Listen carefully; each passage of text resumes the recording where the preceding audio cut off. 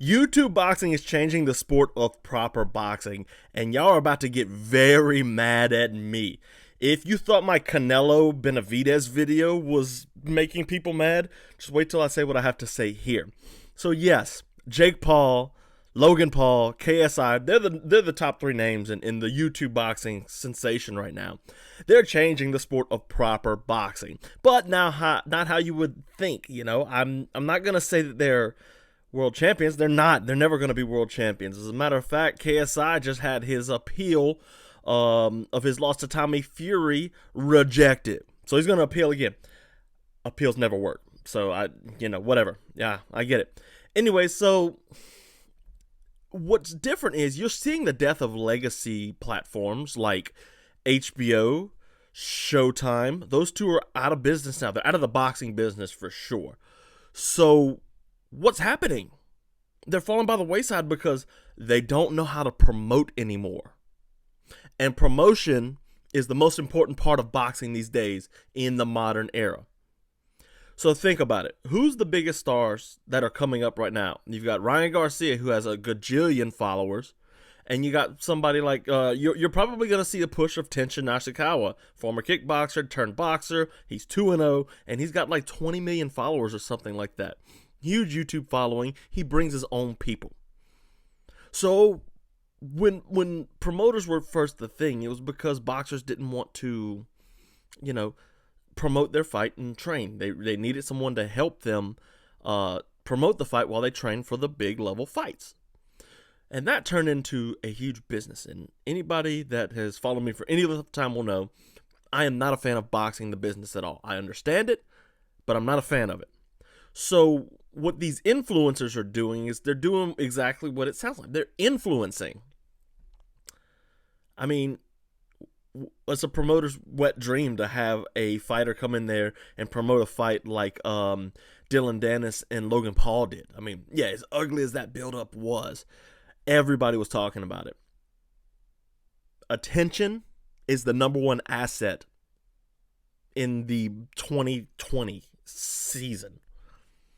It'll be the number one asset to the end of time. If you can garner attention on the internet, you command a massive audience, you can rake in so much money, God wouldn't know what to do with it. You can make Elon Musk look broke. And that's what Jake Paul, Logan Paul, and KSI do. Tommy Fury wants to be a proper boxer, but he's not. He's an influencer. Wow. Anthony Taylor, Salt Poppy, all these guys. What do they do better than anything? They influence people better than they box. And that's what gets them to this big stage. So, before I'm going to take a tangent here. People want to talk about a disgrace to boxing. Oh, this is a disgrace to boxing. I put up a Twitter thread a while back. You can search it on my Twitter about the history of boxing freak shows. So boxing has always been a weird sport. It's people punching each other in the face. It started out as a carnival sport. Now, obviously, people have been punching people in the face long before. Obviously, we had, the Greeks had boxing around the world. So it's not really a carnival sport, but it became one eventually. At circuses and stuff, it's how many guys can you beat, or who can beat the champion? Jack Dempsey did it famously. He would go to these carnivals, and he would box whoever showed up and knock them clean out. Muhammad Ali boxed a football Pro Bowler back in the day. This was while he was in exile, but he made money doing that.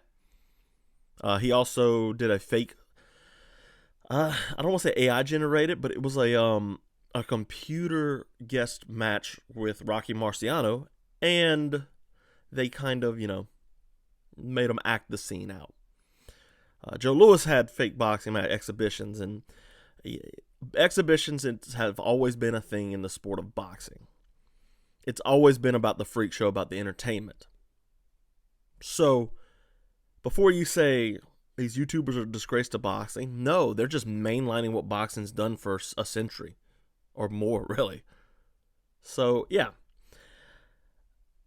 What these guys are doing... Sorry, my alarm went off. What these guys are doing is they're promoting. And that's where they're changing body. Because they're not changing it with their fists. No, nobody cares about that. But like, people tune into Jake Paul, especially Jake Paul's people. Now, going forward in the future, that's going to be more and more of a requirement for an up-and-coming star. You're going to have to promote yourself on social media. That's just going to be the nature. And you'll see the tension Nasukawa's, Ryan Garcia's. Tyson Fury has a massive following. He knows how to promote himself too. Deontay Wilder does a good job promoting himself. So there's a reason why people don't pay attention to the fighters like Devin Haney, who, as real boxing fans, we know Devin Haney is a beast. Nobody knows Devin Haney outside of the sport of boxing. People know Ryan Garcia. And it sucks because Haney's a better boxer. 10 times out of 10, he wins that fight if they fight. I don't think they'll ever fight because Garcia's not about that life. But what these YouTubers are, Jake Paul, KSI, Logan Paul, what they're about is they're doing the sport of influencing on top of boxing. So you got influencing, and then they're boxing with their influence. That's their hustle, is how they're making money. They're promoting their products. You got Prime, you got Better for that, and they're promoting their products on the biggest stages in the world. And these promoters don't understand that it's not about the boxing to them, it's about the attention. Again, attention is the number one asset in the modern internet age. And Logan Paul, Jake Paul, and all these other YouTubers, they're here to get more attention because that's how they make their money, off of other people's attention. Hey, you have my attention. Here's a cool thing. Mr. Beast does it too. Everybody, all these guys do it. These influencers. I try and do it. I want your attention to listen to me talk about boxing. I kind of put boxing ahead of the attention, sometimes because I watch the actual fights. But yeah, so this could go down a bad path. So the problem with boxing right now is the fact that the best aren't fighting the best. Now, 2023 has been a year for that. We've had the best fight the best. Haney and Lomachenko fought. Tank and Garcia aren't the best, but that's a fight people wanted. And we're about to have, we got Crawford and Spence. You got Inoue fighting Fulton, and then he's fighting for another undisputed. And we also got the big fight. It's going to be Tyson Fury, Alexander Usyk next year. So boxing is fighting the best, and I believe that Garcia and Davis showed that if you make the big fights, people tune in. But here's the thing. Jake Paul makes the fights that people want to see, the big fights. Jake Paul versus Ben Askren. Logan Paul does the same thing. Logan Paul versus Floyd Mayweather. KSI versus Tommy Fury. These guys know, they have a really good pulse on their audience and know how to read media attention and where to go with it from there. That's going to be required. And this means, okay, so I hate to get like all metaphysical and philosophical here, but like Socrates talked about the best politicians don't win office, okay, because they're studying politicians. He said it in a parable of a boat captain.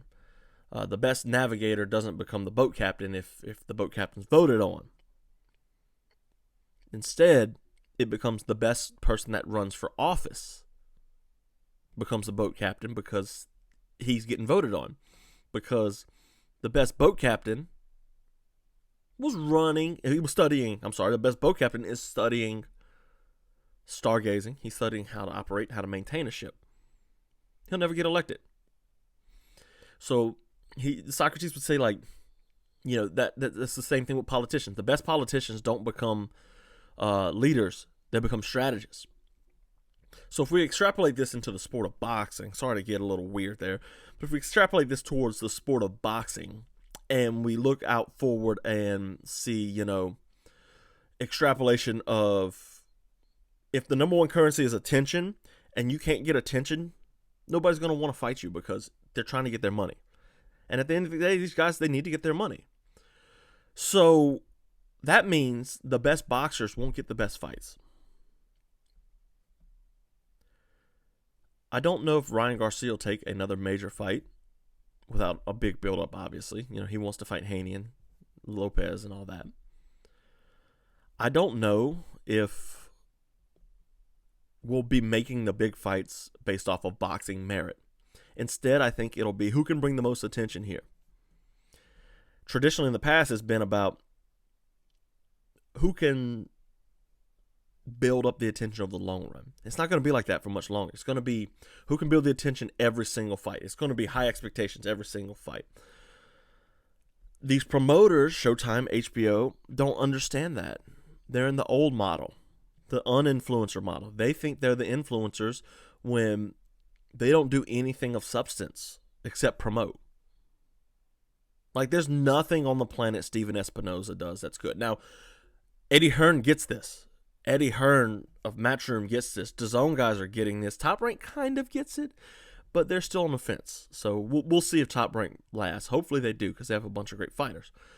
But the guys that don't do this, Showtime, HBO, they're gone. It doesn't matter about their history. It's about now. So, like, Muhammad Ali was a great influencer. He commanded attention. Mike Tyson commanded attention with his fist. Vladimir Klitschko didn't. And that's why nobody cared about it. Going forward, it's going to be insanely important for boxers to command their own audience. They're going to build their own audience online and command it. That is the most important thing going forward, hands down, 100%. So, yeah. Anyways, guys, I'm out. That'll be it for today. Catch me up later this weekend. We'll be talking Arman Saryukin and Pernell Dariush, and then we'll also be talking probably about Ryan Garcia versus Oscar Duarte. Yeah. Sorry about the clickbait thumbnail. That's just how you got to get the attention.